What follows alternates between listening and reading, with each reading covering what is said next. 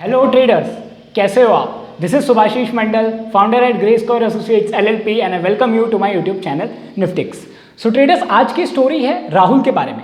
राहुल एक 26 ईयर्स का स्टूडेंट रहता है जो कि अपना पीजी और ग्रेजुएशन दोनों ही क्लियर कर चुका होता है और वो बिजनेस के लिए ढूंढ रहा होता है, मतलब क्या बिजनेस कर रहा है वो करना है वो सोचने के लिए वो इधर उधर ढूंढ रहा होता है। तो तभी उसे कुछ बिजनेस मिलता है और वो सोचता है कि ये वाला बिजनेस हमें करना चाहिए। तो वो अपने मॉम डैड से कहता है, अपने पेरेंट्स से कहता है कि मुझे ये वाला बिजनेस करना है। तो उसके पेरेंट्स को कहते हैं चलो ठीक है, हमारा बेटा बिजनेस करना चाहता है, तो उसे फंड्स देते हैं थोड़ा सा और उसके लिए थोड़ा सा बिजनेस स्टार्ट करके देते हैं।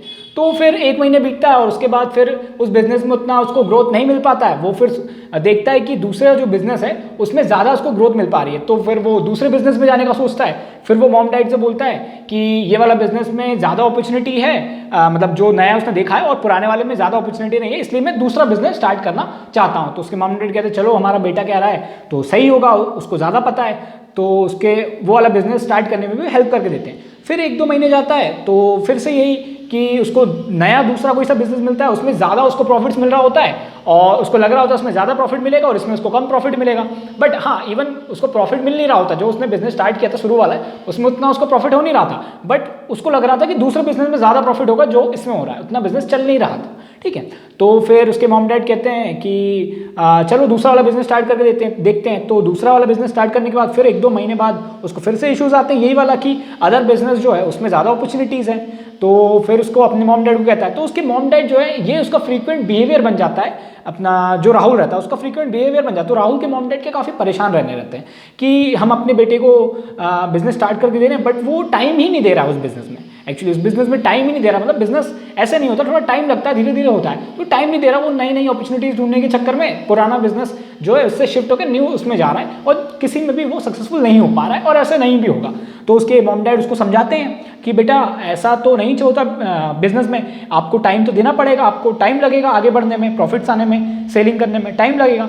तो वो कहता है कि नहीं नहीं, मुझे पता है कि मैं जो बिजनेस कर रहा हूँ नया वाला वो ज़्यादा बेटर होगा इससे, इसलिए मैं नई नई अपॉर्चुनिटीज़ की तरफ जा रहा हूँ, नई बिजनेस ज़्यादा बेटर है। तो उसके मॉम डैड कहते हैं कि मतलब उसके मॉम डैड जो है परेशान रहते हैं, उनको पता रहता है कि हमारा बेटा थोड़ा गलत लाइन में जा रहा है, वो थोड़ा उसका थिंकिंग गलत है क्योंकि बिजनेस में टाइम लगता है। तो फिर काफ़ी परेशान रहने लगते हैं उसके मॉम डैड।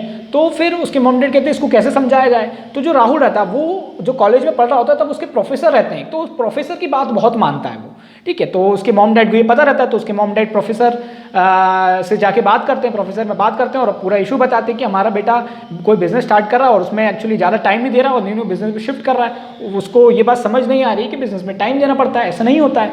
ठीक है, तो फिर प्रोफेसर सारी बात सुनते हैं और फिर वो राहुल के मॉम डैड को कहते हैं कि चलो ठीक है, अब राहुल को मेरे पास भेजना। तो मॉम डैड कहते हैं ठीक है।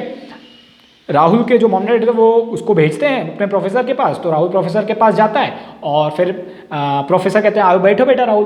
तो राहुल वहाँ बैठता है। तो राहुल बैठने के बाद जी कहिए प्रोफेसर जी, मतलब प्रोफेसर की बात राहुल बहुत ज़्यादा मानता था, उनकी काफ़ी रिस्पेक्ट करता था वो।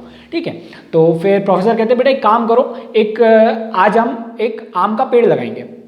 ठीक है, एक गुठली लो और जाओ बाहर जो गार्डन है उसमें वो गुठली गाड़ के आओ तो आम का पेड़ लग जाएगा। उसने कहा ठीक है।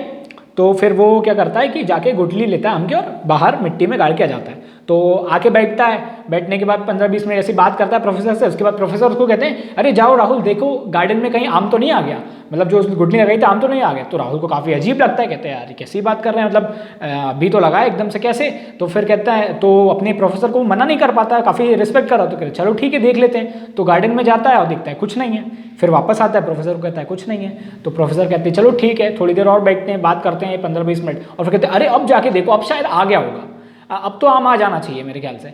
तो फिर उसको राहुल को फिर बहुत अजीब लगता है, फिर से वो जाके देखता है। तो उसको पता रहता है कि नहीं होगा, पर प्रोफेसर कह रहे होते हैं इसलिए जाता है वो। तो फिर क्या होता है कि प्रोफेसर को आगे बताता है। तो प्रोफेसर कहते हैं मुझे लगता है कि जो गुठली लगाई है, जो गुठली जिस जगह पे लगाई वो जगह सही नहीं, आप अब तुम अब की बार जाना और अगर पेड़ नहीं निकले तो आप क्या करना, वो जगह वो जो गुठली है उसको निकाल के दूसरी जगह लगाना, वो जगह सही नहीं है, पेड़ नहीं हो रहा है। राहुल को बड़ा अजीब लगता है। राहुल कहता है यार कैसी बात कर रहे हैं सर, मतलब वो बोल नहीं पाते हैं बट वो राहुल सोच रहा होता है कि प्रोफेसर जी कैसी बात कर रहे हैं। ठीक है, तो फिर अपना जाके देखता है, प्रोफेसर कहते हैं अब जाके देखो। तो फिर वो गुठली जो होता है वो प्रोफेसर उसको बोलते हैं जाके गुठली दूसरी जगह लगाना। तो राहुल कहता है कि राहुल मतलब इस बार प्रोफेसर से वो बोल देता है कि आप कैसी बात कर रहे हैं, आपको इतनी सी बात समझ नहीं आ रही है कि जो गुठली अभी लगाई अभी कैसे फल आएगा, अभी तो टाइम लगेगा, अभी अभी अभी तो पेड़ लगाया है, ऐसे थोड़ी होता है कि। तो प्रोफेसर कहते हैं बेटा यही बात तो मैं आपको समझाने की कोशिश कर रहा हूँ, जो आपके मॉम डैड को समझाने की कोशिश कर रहे थे, मैं आपको एग्जाम्पल की तरीके से समझाने की कोशिश कर रहा हूँ कि कोई सा भी आप बिजनेस कर रहे हो तो वो जो बिजनेस होता है उसमें टाइम लगता है। आप क्या कर रहे थे कि ये बिजनेस की नई अपॉर्चुनिटी मिली तो आप बेटर जगह चले गए, तो ऐसे नहीं होता बिजनेस। आपको बिजनेस करना, आपको डिसाइड करना है कि ये वाला बिजनेस करना, आपको उसके बारे में रिसर्च करना पड़ेगा। रिसर्च करने के बाद फिर बिजनेस में धीरे धीरे सेल आती है, उसके बाद थोड़ा टाइम लगता है, हर चीज़ में टाइम लगता है, बिजनेस इतना आसान नहीं होता, राइट। तो यही चीज़ वो राहुल को समझाना चाहते थे वो आम की गुठली। तो राहुल कहता है कि राहुल को समझ आता है, राइट। तो फिर उसको रियलाइज होता है कि हाँ कोई सा अगर मैं बिजनेस कर रहा हूँ तो उसमें टाइम लगता है, उसमें रिसर्च करना पड़ता है, उसमें काफ़ी अंदर जाके डीप में स्टडी करना पड़ता है, तब जाके उससे हम प्रॉफिट्स निकाल पाएंगे। जिस तरीके से हम गुठली लगाने के बाद काफ़ी टाइम बाद, थोड़ा सा टाइम लगने के बाद हमें एक आम का पेड़ मिलता है जिससे हम फल खाते हैं। तो ये स्टोरी थी आज की, ठीक है। तो हम इस स्टोरी से मार्केट के बारे में क्या सीख सकते हैं, जो कि आज हमारा लर्निंग पॉइंट है कि मार्केट के बारे में हम एक्चुअली में क्या सीख सकते हैं। तो प्रोफेसर जो उन्होंने कहा प्रोफेसर ने कि जो टाइम लगता है, मतलब आम की गुठली लगा रहे हो या कोई सा बिजनेस लगा रहे हो तो उसमें टाइम लगता है। सेम केस अगर हम मार्केट से कनेक्ट करके देखें तो अगर आप लोग क्या करते हो, जो ट्रेडर्स होते हैं, जो इनिशियल ट्रेडर्स होते हैं और आगे के भी ट्रेडर्स रहते हैं जो एक्सप्लोर कर रहे होते हैं ट्रेडिंग करियर को, वो क्या करते हैं कि कोई सा इंडिकेटर लेंगे अपने सिस्टम में, कोई सा इंडिकेटर लगाएंगे, right. For example RSI MACD लगा लिया, उसके बाद एक दो बार उसको प्रॉफिट हुआ, उसको लगा कि अरे ये इंडिकेटर सही है, तो उन्होंने फिर से ट्रेड किया और उसका गलत हो गया, और जैसे ही गलत हो गया वो क्या नहीं अब ये तो गलत है, ये वाला इंडिकेटर सही नहीं है, और वो दूसरे इंडिकेटर में जंप कर जाते हैं। फिर वो लगाते हैं बुलिंजर बैंड, वो वाला RSI MACD हटा के लगाएंगे बुलिंजर बैंड, और बुलिंजर बैंड में फिर एक दो बार प्रॉफिट होता है, उसके बाद फिर गलत चले जाता है, ठीक है। तो फिर गलत चले जाने के बाद वो उतना रिसर्च नहीं करते क्यों गलत गया, वो कहते हैं नहीं इंडिकेटर गलत है, मुझे इसने गलत बताया था, मैं तो अब दूसरे इंडिकेटर में जाऊंगा। उसके बाद फिर वो चले जाते हैं अपना मूविंग एवरेज में, पिवट्स में चले जाते हैं, जो कि चीज़ों को समझते नहीं है, वो न्यू अपॉर्चुनिटीज में चले जाते हैं, क्योंकि वो कहीं इधर से सुनेंगे, इधर से सुनेंगे, कहीं और तरीके से सुनेंगे और बोलेंगे नहीं ये वाला इंडिकेटर काम करता है। मार्केट को समझने की कोशिश नहीं करते हैं, वो टाइम नहीं देना चाहते हैं। जो भी इंडिकेटर लगा रहा है, इंडिकेटर मतलब इससे हम कनेक्ट करें कि वो जो दूसरा बिजनेस कर रहा था, बिजनेस को मैं स्टोरी में मैंने इंडिकेटर से कनेक्ट किया है, तो दूसरे इंडिकेटर लगा रहे उसको, उसमें ज़्यादा अपॉर्चुनिटीज लग रही थी, इसलिए वो दूसरे इंडिकेटर्स में जा रहा था। बाकी जो पीछे के इंडिकेटर्स थे वो भी सही थे, आगे के जो आ रहे हैं वो भी सही है, सब काम करते हैं, बट आपको उसमें टाइम देना पड़ेगा, प्रैक्टिस करना पड़ेगा, ऐसे नहीं हो पाता है, राइट। तो ट्रेडर्स का सबसे बड़ा एक मिथ रहता है स्टार्टिंग में कि हम नए नए इंडिकेटर्स ऐड करेंगे तो हमें प्रॉफिट्स आने के चांसेस ज़्यादा बढ़ जाएंगे, तो ये गलत है, राइट। तो यही आज के स्टोरी का लर्निंग पॉइंट है। अगर आपको मार्केट में टिकना, मार्केट में बने रहना है, तो आपको मार्केट में टाइम देना पड़ेगा। ट्रेडिंग करियर में शुरुआत के 3-4 साल में काफ़ी ज़्यादा टाइम देना पड़ता है। आपको क्या करना है, कोई सा इंडिकेटर डिसाइड करना है, आपको अपना निश डिसाइड करना है कि आपको पहले तो इंट्राडे ट्रेडर करना है, एफएनओ डेरिवेटिव्स में प्ले करना है, स्विंग प्ले करना है, पोजिशनल प्ले करना है, वैसे अपना निश डिसाइड करना है। मैं सोच रहा हूँ, समझ के रहा हूँ कि आप इंट्राडे एफएनओ करते हो, ठीक है, तो उसके बाद आपको डिसाइड करना है कि आपको इंडेक्स में करना है कि सिर्फ स्टॉक्स में करना हो, स्टॉक्स में करना है तो कौन से स्टॉक्स में करना है, राइट। तो आपको अपना एक पर्टिकुलर निश डिसाइड करना पड़ेगा, जैसे राहुल को अपना एक पर्टिकुलर बिजनेस का निश डिसाइड करना पड़ा था इसमें भी। और डिसाइड करने के बाद फिर उसमें आप क्या करो, आप अपने सिस्टम बनाओ, मतलब उसमें आप इंडिकेटर्स लगाओ और उसको बैक टेस्ट करो। और बैक टेस्ट करने के लिए कम से कम मेरे ख्याल से 3 से 4 महीने लगता है, टाइम लगता है ट्रेडिंग। आप बैक टेस्ट करो, सही होगा, गलत होगा, सही होगा, फिर से गलत होगा, उसके बाद गलत होने के बाद उसमें बाद थोड़ा सा आप उसमें इंप्रूवमेंट करो। और अगर कोई सा भी आप इंडिकेटर लगा रहे हो,